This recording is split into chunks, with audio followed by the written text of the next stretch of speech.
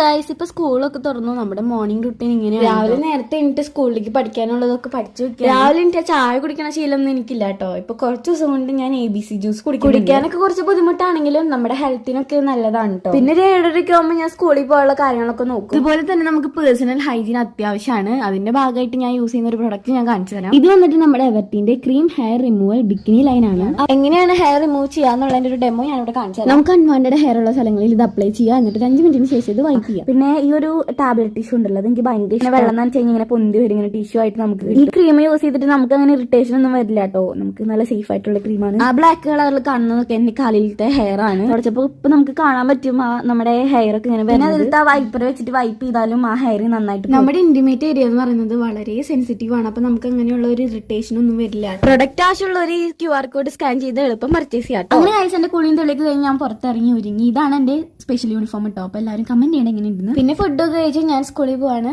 Tata.